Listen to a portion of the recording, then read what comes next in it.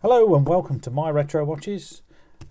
This is a video all about this particular Seiko. We're going to try and fix a problem with it, and I will show you the problem first of all and then see how easy or difficult this is going to be to fix. And the reason I'm going to be showing you this is because ironically I've got another Seiko that's come in and it's got exactly the same problem. So quite interesting. So maybe this is typical of these particular movements. Now once again, this is a 6309 Seiko. It says it's so on the back here, and I have also checked inside. Okay, it's been a little bit modded and redone, but we won't go into that. That is the owner's choice. It's not my watch. It's come in from somebody who has seen my YouTube channel, joined the Facebook group. He lives locally to me and has asked me if I can try it and fix. So what is the problem? The problem is that the date ring is stuck. So you can see it's sort of stuck between 17 there. And it's really strange actually. So I can, if I get the crown in the right position, I can quick set the days, as you can see there, and the Roman numerals, which is quite nice. But I cannot quick set, when you turn the opposite way, the day ring. But then equally, if I pull the crown, if I pull the crown right out and I rotate this, now this has got a sapphire or a domed crystal, as you can see, sorry, and it's got a lot of reflection from my lighting, so bear with me. It doesn't matter how many times I turn this round. Sometimes the day will change at a random time every time, but again the date stays exactly where it is. So the question is, what is the problem? And at the moment I don't know. It's going to be difficult for me to guess. I would think that perhaps the date ring has got stuck somehow, or a tooth missing, or because the normal change isn't working properly as well, it could be something to do with the day and the date wheel fingers. So we're going to take it apart and we're going to find out. But I'm just going to bring in this one. So these are the iconic Seiko turtles, and this is from my good friend Alan Symes. So this is his watch. He sent me for a service. He wants a full service on this one. But ironically, now I've already pulled the crown out. As you can see, I can turn the hands. If I turn it back in, I get nothing. Well, I do when I get the crown in the right position. So again, I can quick set the day, but I cannot do anything with the two. The two is stuck there. And again, if I'm winding this through, it doesn't do anything at all. So there goes 12. And then we wind it on again. Absolutely nothing. Doesn't change one iota. So it's a problem I've not seen before. I've done many 6309s, but I've not seen this particular problem. So it's just ironic that I've got two on my bench that have come in that have got the same problem. So without further ado, we're going to concentrate on this one this time. And I will just remove it from the case, and then we'll get the hands off, and we'll get into the, get the dial off as well, and see what is lurking below.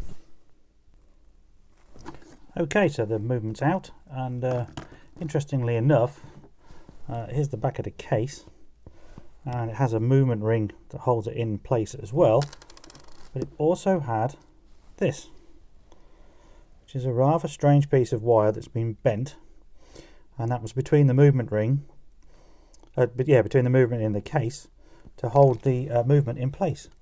And it looks to me to be a bit homemade. This, I've never seen one of those. I haven't done that many divers, although I've done lots of 6309s, so a bit perplexed. Clearly the movement ring doesn't hold the movement in enough perhaps, and it's been rattling.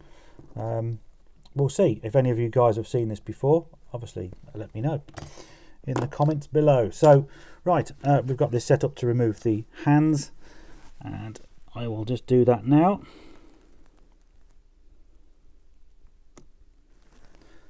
There we go.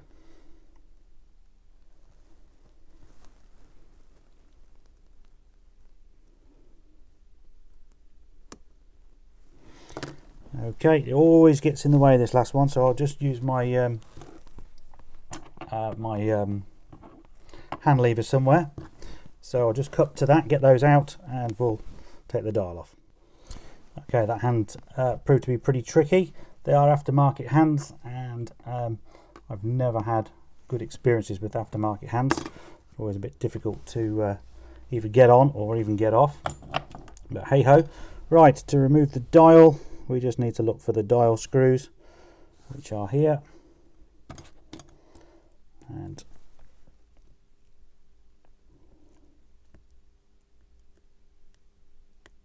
I just want to loosen these off. It doesn't seem to be my day today, so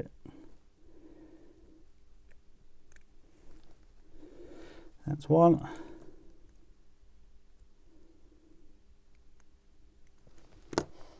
And that's the other.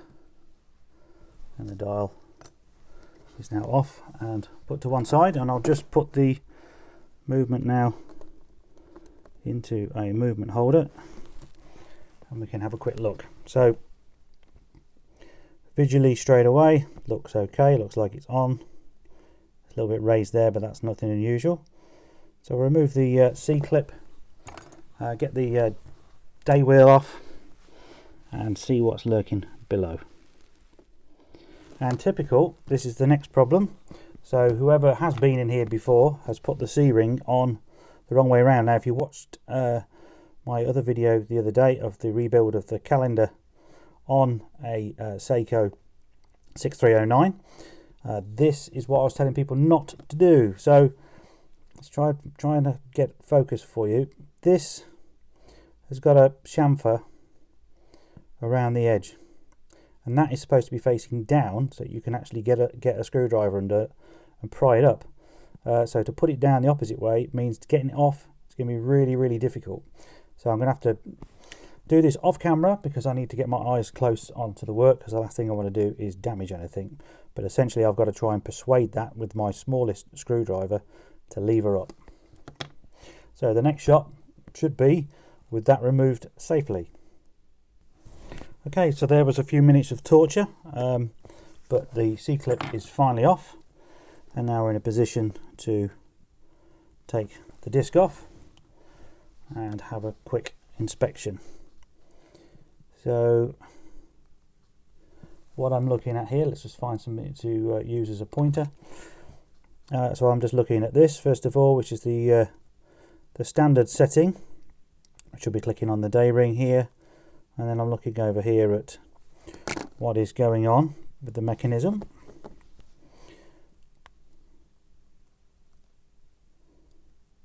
Yeah, so it's jammed, isn't it? That's what's happening there. At least it hasn't lost a tooth, so it is okay. Now this could be just that the could be really simple. It could be just that these are fitted and they're screwed down too tightly and it's pinching on the date ring. So we'll remove well, let's remove cover by cover, I think, just to see if that is a simple fix as that. If it is, this is going to be one of my shortest ever YouTube videos.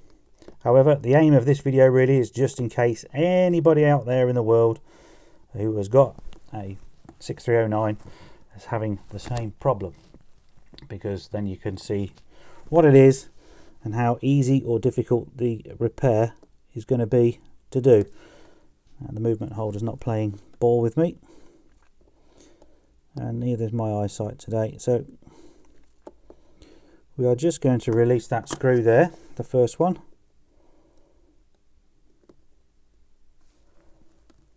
And that will then let this cover plate lift off. And again, let's just examine. So straight away it appears everything is okay to me.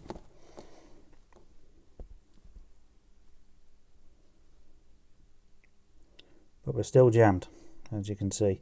So I'm now going to remove the next cover, which will expose all of the calendar works, and then I expect to see the issue.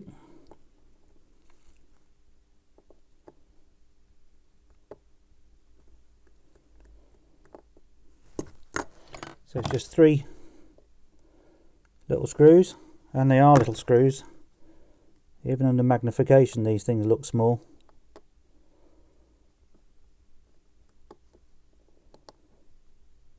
And this one is very tight, so that could be one of the problems.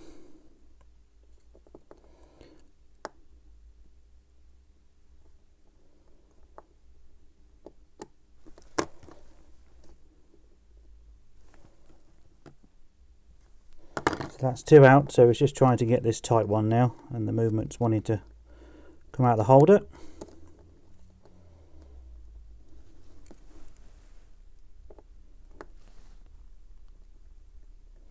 There we go. Now what you didn't see is the moment I undid that screw, let's just try and finish it off. So the moment I undid that screw, the date wheel jumped immediately, and it should do really, because now it will be free. If I move the cover, all we have is the date jumper spring here, and the ring. So it's interesting to know what it might have been binding on, because we'll just take the tension off that.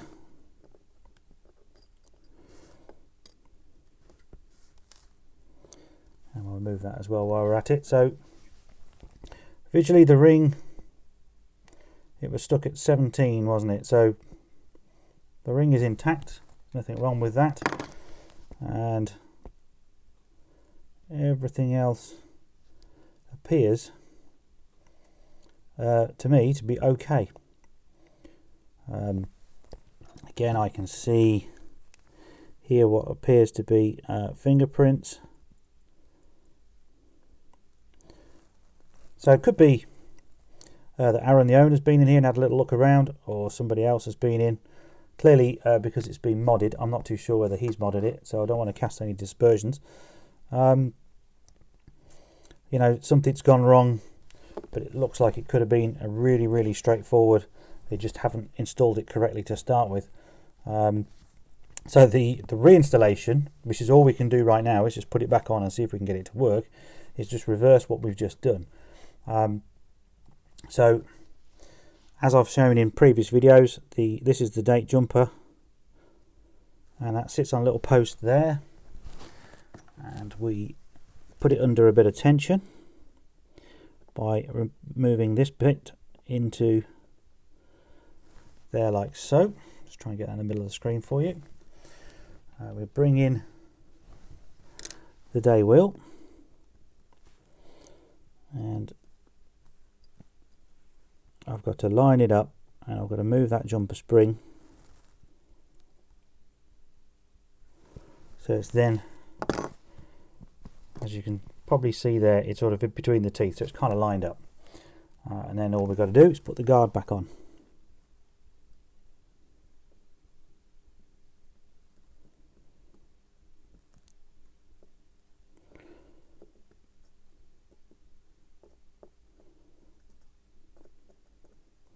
Which again, I'm not having much luck on today.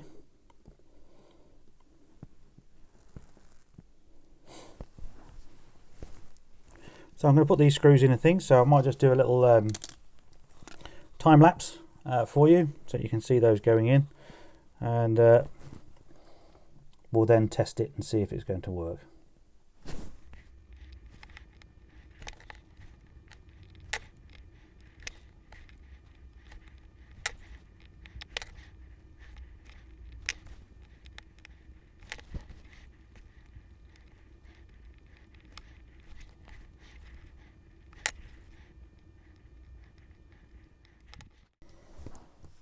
Okay, so the cover plate's gone back on. However, I've just checked and we still have this jamming problem. So that is interesting. Got to figure out what is causing it. And I can't quite see right now, so I'm going to have to take it off. Have another good look this time. So I'll remove all this again off camera and you'll be able to see it, and we'll inspect the parts in a bit more detail.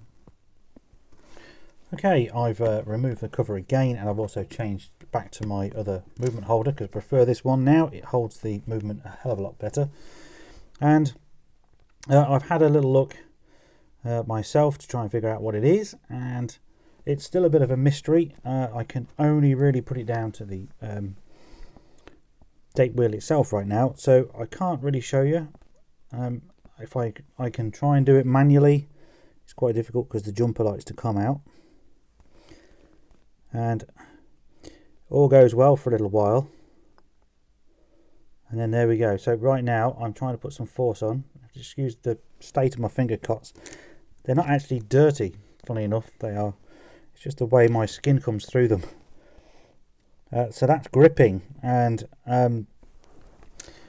the only thing that I can see, so let's just remove this again, try and hold it up to the camera for you. So we look at this ring, and to start with, over there, so over here by the 12, there's another notch or some damage. And again, if I keep going around, it doesn't look too bad. This one looks a bit like it's taken a whack. If I turn it over, again you can see this. It's very peculiar. Say the tooth missing, or the end of the tooth missing, which is probably where it's been forced.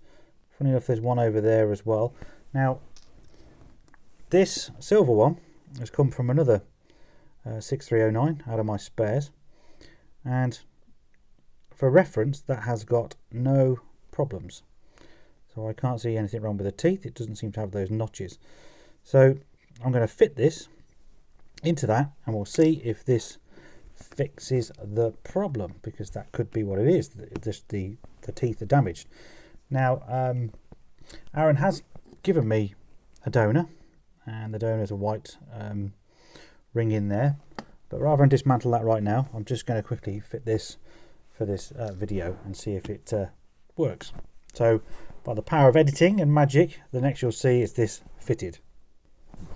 Okay, welcome back, and I've fitted the silver date ring, and lo and behold, as you can see, quick set is seamless and smooth. I don't see any problems there, and the only thing I haven't checked, of course, is to wind it through the time and see if it clicks over then, which it just did. So I'm a happy bunny. That is basically the fix to these. So you either got to get yourself a new date ring, but what I might try, just for my own personal learning curve, is I'm going to file these little burrs off that have been created. Now I can only assume that's where it's got jammed at some point, and the force of somebody turning the crown to try and make it jump has squashed the metal, really, and then that's obviously fouling as it's going round. So it's been done twice, and therefore that is got to be really what's jamming it, as far as I'm concerned. So like I say, I will file these down just for curiosity's sake, and probably stick it back on and see if it does work. So stay tuned for that, because I may as well do that now while we're talking.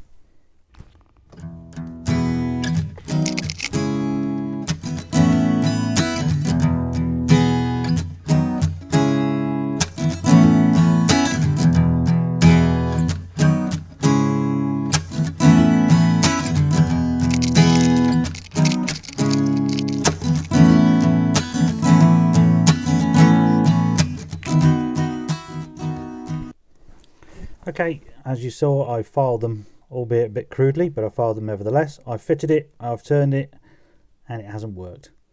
It's still binding. And what I did notice when I was filing them, one of the teeth looked a bit bent as well.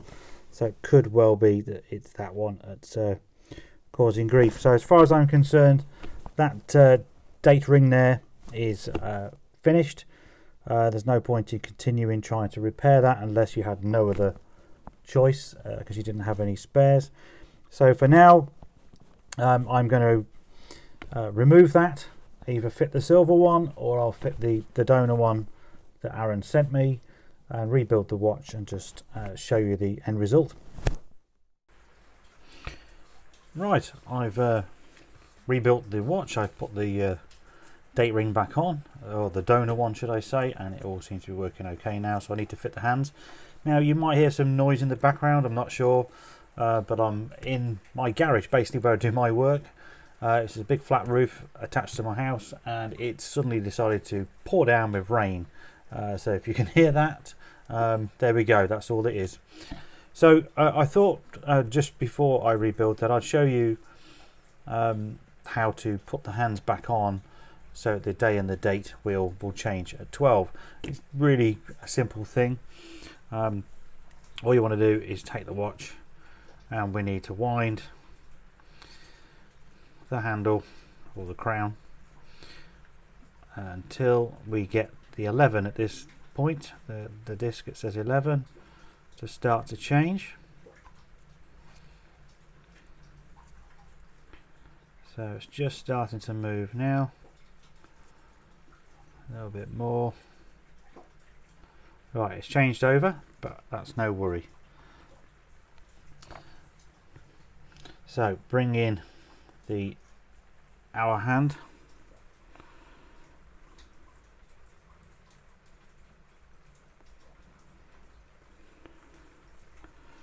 And I'm going to try and do this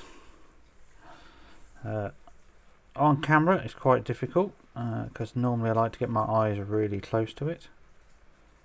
You need to line this up as good as you can to 12, and then I use a hand pushing tool, which is just that's the broken end on mine, so it's just a little metal tool with a nylon insert at the end with a hole in it, and you want to go over the center, push. Don't need to push too hard, but what you then want to do is look from angles. So I'm kind of trying to look from this area, make sure it looks nice and flat, and then also from the sides to see if it's actually sticking up. Now this is always better with the visual with my own eyes, so just excuse me for a moment. I don't want to be in the habit of taking hands on and off and on and off and on and off. So that is the hour hand, and then we could test that to be sure, although I always find it's the minute hand that's the best one to test with.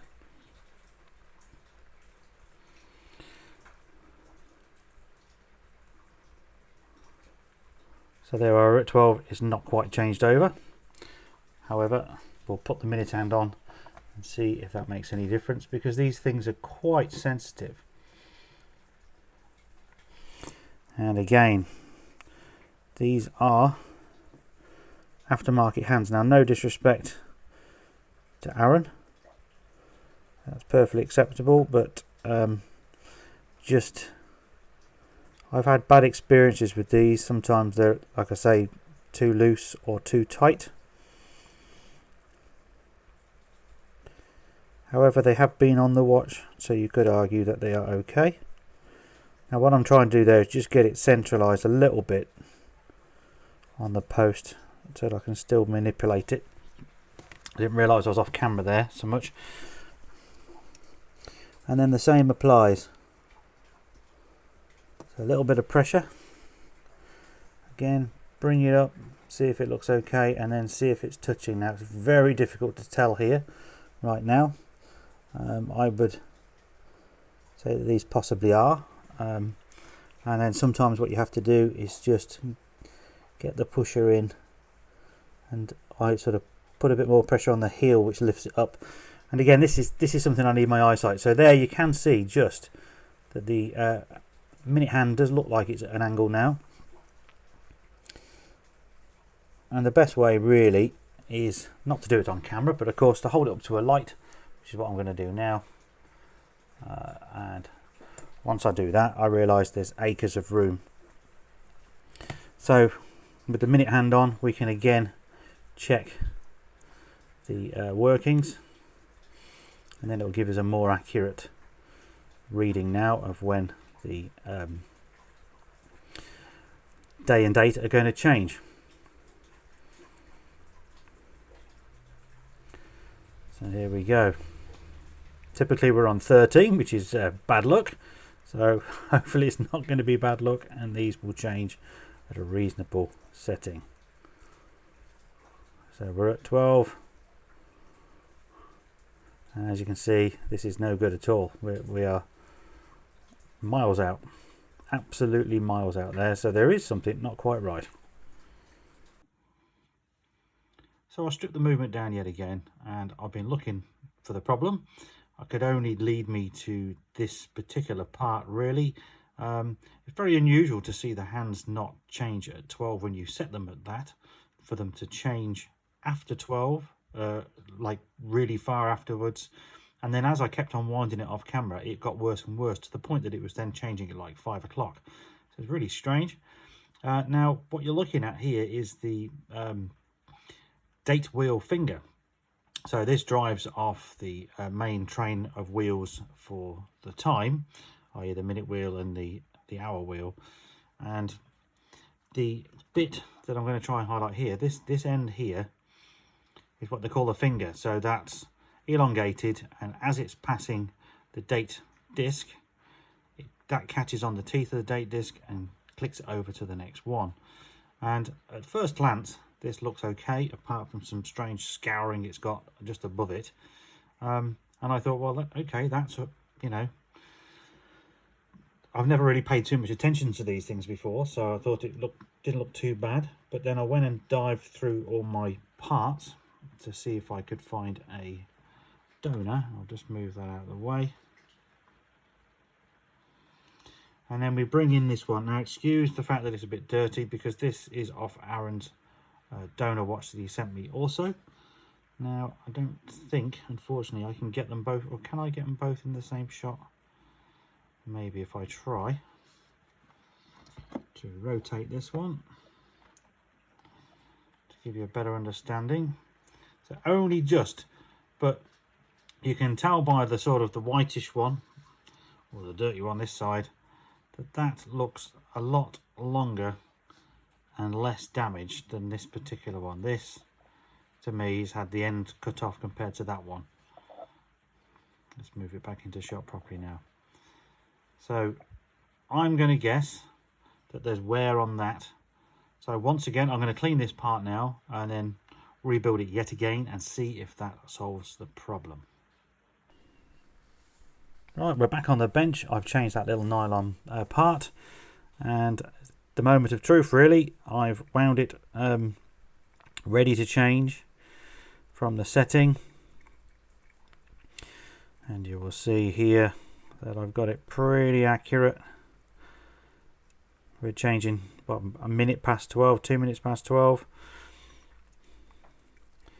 and we'll just quickly wind through 24 again.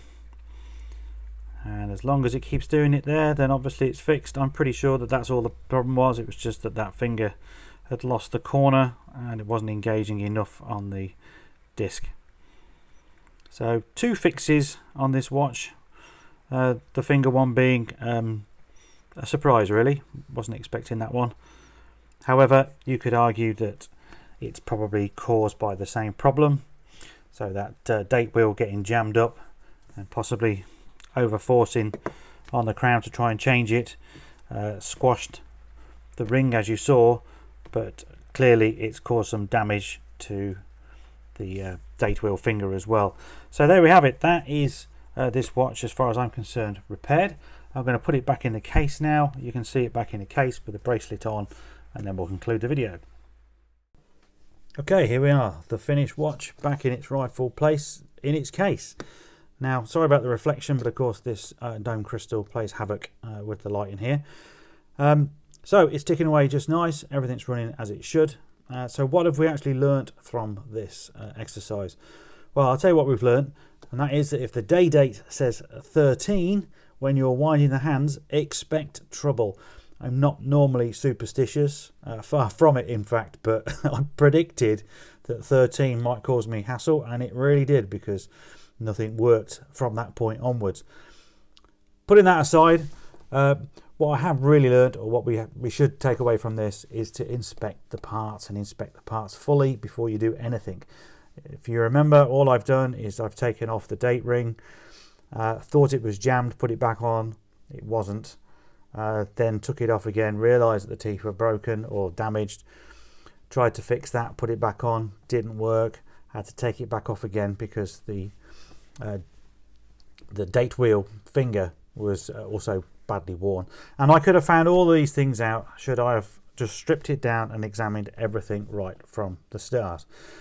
Would have made a lot shorter video too, that's for certain. But hey ho, there we go. We've learnt what is controlling the mechanism itself and how vulnerable it is. Certainly those nylon or plastic parts are very susceptible, I guess, to a bit of wear. But however, there we are. That is the end of this video. It was very ad hoc. I just did this completely off the hook because I just figured that it was worth it, seeing as I've got two watches with the same problem, and perhaps this might help one of you guys out there should you stumble across this video because you've got the same issue with your watch. So with that, thanks very much. Please give me a thumbs up if you like this video. Leave plenty of comments downstairs. Downstairs? It's not downstairs, is it? Down below. And I will read all of them. I will try to reply to as many as I can. As always, it's great to hear what you've got to say, good or bad. I can take it. And I will see you in the next video because there's plenty more coming. I've got so much planned. I've just got to get around to doing it. So stay tuned for the next video. Bye for now.